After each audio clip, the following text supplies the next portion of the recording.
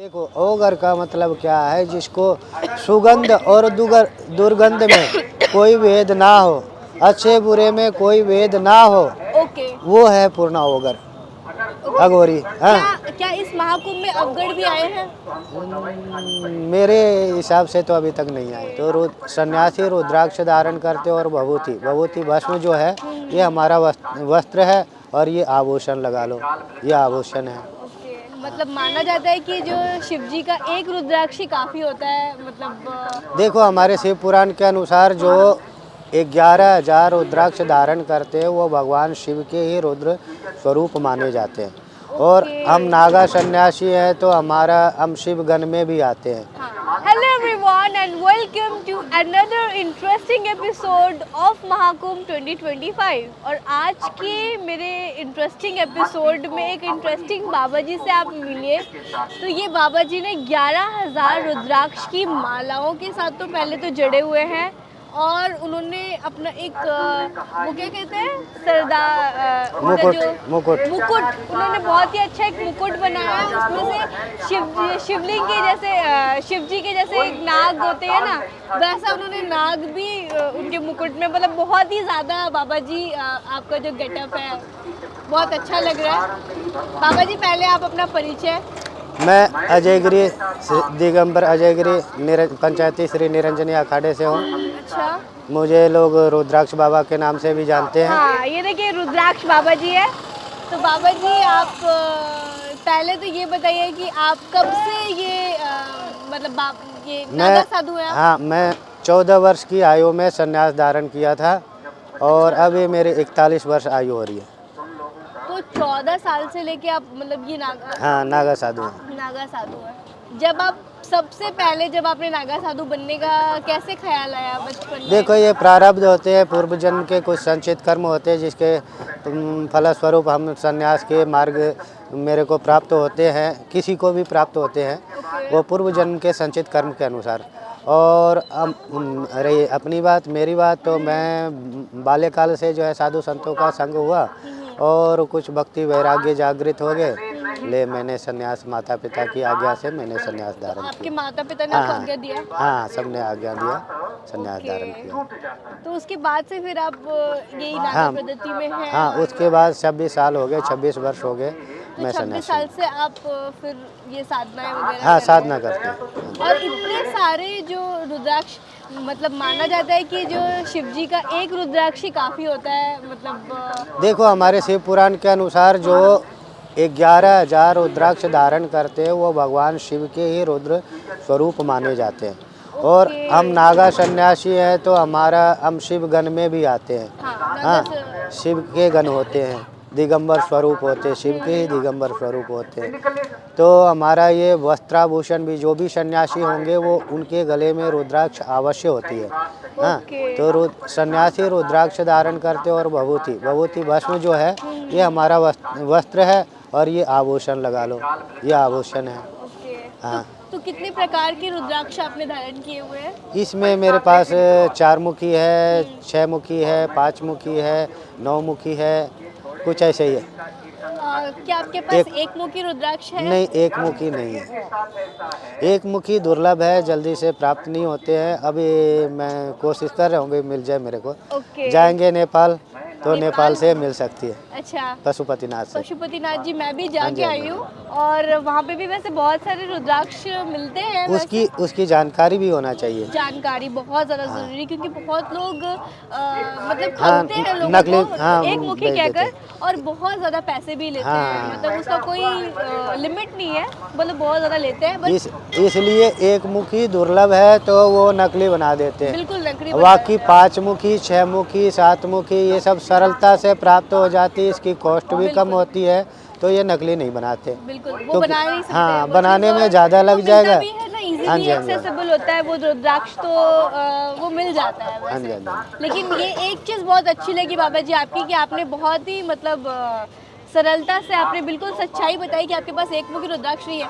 वरना बहुत लोग झूठ बोलते हैं कि हाँ हमारे पास नहीं, है। झूठ बोलने से देखो, ये तो शिव का अंश है। रुद्राक्ष क्या है?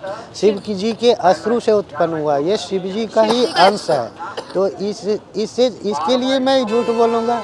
हरे राम। ये तो शिव की कृपा है, मुझे प्राप्त हुआ है। कुछ बाबा जी बोलते हैं कि हमारे पास एक मुखी रुद्राक्ष की मालाएं हैं। हो भी सकता है, ऐसा दुर्लभ भी नहीं है इतना। अच्छा, ऐसा हो भी सकता है। हो भी सकता है। ओके। हाँ, ऐसा नहीं कहता हूँ कि नहीं हो सकता।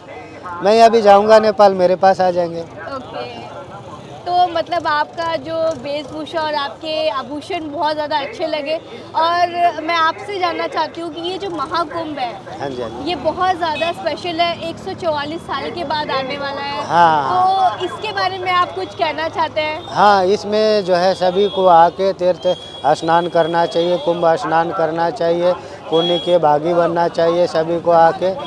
हाँ, सभी देशवासियों को पुण्य फल प्राप्त हो, ऐसी हमारी कामनाएं हैं। तो बाबा जी एक बात बताइए कि ये जो अघोरी होते हैं, अघोरी और ये जो नागा साधु, क्या वो अलग अलग होते हैं? नहीं, देखो यही अघोरी हैं, यही नागा साधु हैं। इसी को अघोरी बोल देते हैं, यही नागा साधु हैं।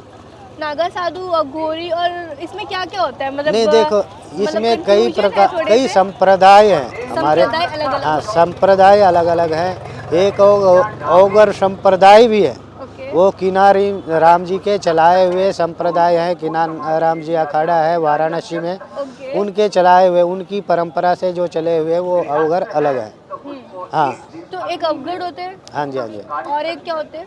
अ- अघोरी। अघोरी। हाँ, अघोरी में सभी आ जाते हैं, ये जितने नागा साधु हैं, जितने भस्म धारण करने वाले सभी। और हैं, सभी अवगढ़, अघोरी साधु अवगढ़ हैं। कौन होते हैं? अवगर होते हैं वो, उनकी विद्या अलग होती है। अवगढ़ दिखते कैसे? हाँ, दिखते तो आम इंसान ही होते हैं, तो इंसान के जैसे ही दिखेंगे। अवगढ़ में और अघोरी में क्या डिफरेंस होता है? हमारी सात्विक मार्ग है और वो जो है तामसिक मार्ग से चलते हैं, बस यही अंतर है। ओके, तो वो क्या इंसानों का भी मांस खाते हैं, जो डेड बॉडी? हाँ, वो भक्षण कर लेते हैं। देखो ओगर का मतलब क्या है, जिसको सुगंध और दुर्गंध में कोई भेद ना हो, अच्छे बुरे में कोई भेद ना हो, ओके। वो है पूर्ण ओगर, अघोरी। हाँ, क्या इस महाकुंभ में अवगढ़ भी आए हैं? मेरे हिसाब से तो अभी तक नहीं आए। अच्छा। हाँ। और अवगढ़, क्या अवगढ़ शिव जी के ज्यादा करीब होते हैं? नहीं, करीब देखो होते हैं? करीब कोई भी भक्ति, बस जिनकी हम भी भक्ति। होते हैं, जैसे हाँ, मैं भी शिव जी सब की। ईश्वर अंश जीव अविनाशी, श्रीमद् भागवत गीता जी में बोला है कि जितने भी जीव हैं सभी परमात्मा के अंश हैं, बिल्कुल। तो उनसे दूर तो कोई है ही नहीं। हाँ। हाँ, सभी उन्हीं के अंश हो गए, तो सब शिव में है। ऐसा तो है नहीं कि कोई व्यक्ति विशेष है। हाँ, ये है कि हम उनके करीब तब जब हमारी भक्ति विशेष हो जाती है, हम उनके ज़्यादा करीब हो जाते हैं। हाँ, हम सांसारिक बंधनों से मुक्त होकर उनके करीब ज़्यादा पहुंच जाते, समीप ज़्यादा पहुंच जाते, तो उनकी विशेष कृपा हो जाती है। विशेष कृपा। तो जैसे आप लोगों के पास भी बहुत सारी शक्तियाँ हासिल होंगी। वो विशेष कृपा होती है, शक्तियाँ नहीं होती है, विशेष कृपा होती है परमात्मा कृपा की। से आप बहुत सारे जग कल्याण हाँ, करते जग हैं- कल्याणार्थ है। करते हैं आप। हाँ, जैसे जैसे ये वशिष्ठ जी ने यज्ञ किया था, तो उस समय जो है यज्ञ देव प्रसन्न होके आए और चरु पात्र जो दिए वो वशिष्ठ जी के हाथ में दिए कि आप सृष्टि के कल्याणार्थ ये इसका सदुपयोग करोगे। तो उन्होंने जो है कौशल्या आदि रानियों को दे दिए, जिनसे राम वगैरह, राम लक्ष्मण भरत शत्रुघ्न इनकी अवतरण हुए, जन्म लिए। हाँ, ऐसा। तो वो संतों को ही क्यों चुने? संत जो है जगत कल्याणार्थ कर्म करते हैं। तो लेकिन जगत कल्याणों के लिए तो आप लोगों को चुना है, लेकिन आप लोगों को बहुत ज़्यादा घोर तपस्या करनी पड़ती है। तो चलो, हमने जीवन ही तपस्या की चुनी है। जीवन ही तपस्या की चुनी है। चुनी है, हाँ। ये हमारे खुद की इच्छा थी, नहीं तो हम भी जो है आनंद ले सकते थे और प्रकार की। हाँ, घर गृहस्थी हम भी कर सकते थे, लेकिन नहीं, हमने जीवन तपस्या की चुनी, तपस्या की मार्ग चुनी। तो ये हमारी चॉइस है। ओके। और जब सन्यासी हो जाते हैं, तपश्चर्या की मार्ग चुनते हैं, तो वो अपने तो वो उसके है नहीं कोई। और ये बोलते हैं ऐसा कि भी एक परिवार को त्यागो, सारा संसार अपने परिवार के समान है। तो ये जितने सृष्टि है सब हमारे परिवार तुल्य है, तो हमको सबकी सोचने पड़ते हैं। जब तो हमारे सत्य सनातन धर्म में ऐसा बोलते विश्व का कल्याण हो। विश्व का कल्याण के लिए आप लोग खुद का सैक्रिफाइस करके हाँ, मतलब साधना करते हैं अभी दूसरे सब। लोगों के लिए आप ये चीज़ें करते हो। हाँ, हर हर महादेव। हर हर महादेव। बहुत ज़्यादा अच्छा लगा बाबा जी आपसे मिलके। एंड आप लोगों को बाबा जी का लाइक उनका लुक एंड उनकी जो तपस्या है, उनकी चीज़ें, उनकी बातें कैसी लगी, आप लोग मुझे कमेंट्स में अपने ओपिनियंस के साथ कमेंट्स कर सकते हो। And will see you in the next one with another interesting episode. And if you haven't yet subscribe to the channel, do it and hit the bell notification for the latest videos updates. And हाँ, मेरे ये महाकुंभ की जो playlist है उसे checkout करना ना भूलें। And will see you in the next one. Bye bye. हर हर महादेव। जय। Thank you.